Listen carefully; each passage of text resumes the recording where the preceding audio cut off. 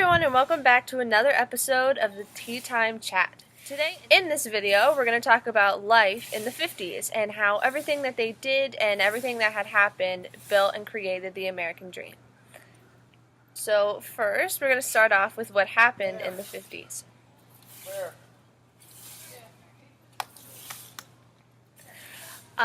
In the beginning of the 50s, a lot of things happened around World War II. The hydrogen bomb was created, and Senator Joseph McCarthy started the witch hunt, which continued the Red Scare. However, in 1951, Truman signed the peace treaty with Japan, and it completely ended World War II, officially. In 1954, the polio vaccine was given to children in a mass trial, and segregation was ruled illegal in the United States. This was a big turning point for people in the 50s because it started to let people blend together and become the melting pot that we know as the United States. In 1955, the Montgomery bus boycott began, which was very important because it really started off the civil rights movement, which took shape in the 50s and gave... Another thing that was really made, did you know Velcro was invented in 1956? I did not. That's awesome. Yeah, I mean, think about it. Everybody makes fun of it now, but think about it. It has a lot to do with things that we have now. Think about it. Some sneakers that are... So, the TV remote, which, think about it, I mean, yes, everybody considers America a really lazy nation, but hey, I mean, we're just having everything handed to us, technology and more and more and more. It all started with some simple little lights and things like that. So in 1956, when this remote was created, it formed what is happening now with technology and things like that. We wouldn't be at this point with technology without it. And Velcro was also invented. Did you know that, Cheyanne? I did not. And that basically sums up the 1950s. Mm-hmm. And not much happened after 1956. Bread, one loaf of white bread was 30 cents. However, with inflation now, it'd be about $2. Eggs were 61 cents. However, now a dozen eggs would be about $2. What? Yeah. Butter was 28 cents, but for 1 pound of butter now, it's an average of $3. And coffee was 93 cents, but now it's only $2. There were other prices than groceries. Would be the average cost of a new home. A brand new home that was built would be somewhere around $22,000. Add a zero after that 22 and it's probably about what it is now. Mm-hmm. For not a nice home. For a used home. The Ford automobile, brand new Ford automobile, was about $1,600, but it could range, depending on the model, up to $2,900. A postage stamp was only 3 cents. And which I thought was very interesting was clothing. Girls' dresses went from anywhere to $1.89 to $11.49.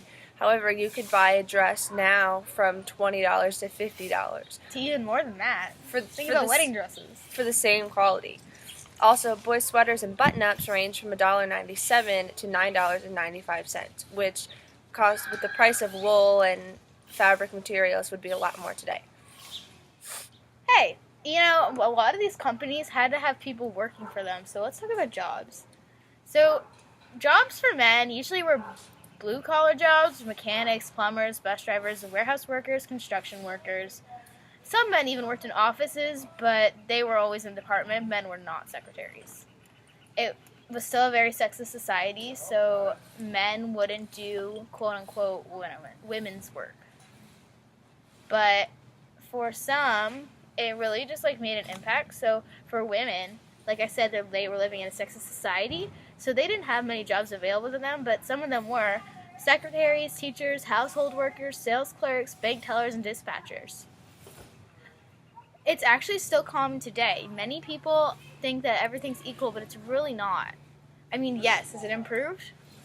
Yes, but not, I mean, yes, a lot, but not enough to be fully equal. It's never going to be fully equal. There's some things that men can do that women can't, and vice versa. It's just how the life works sometimes. Who made the most money? Breadwinners or the government?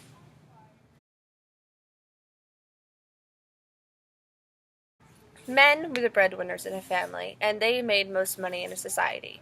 The average income per year of the 50s was $4,100. The people that worked in government, that was only about $2,700. Usually people that work in government have a higher degree and are more educated. So for me, it was strange to study that people that worked in the government had less of an income than somebody that worked a blue-collar job.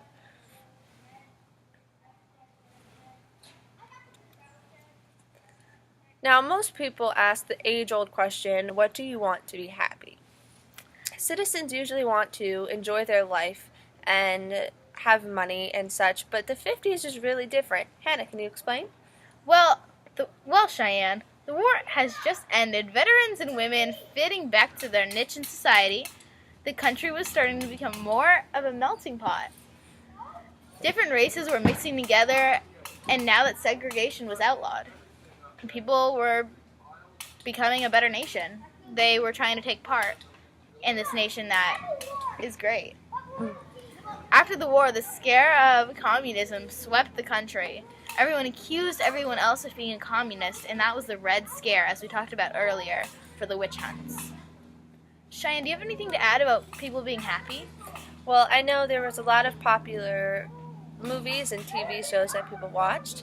A few of the more popular movies that came out in the 50s were Vertigo, Walt Disney's Cinderella, and Funny Face.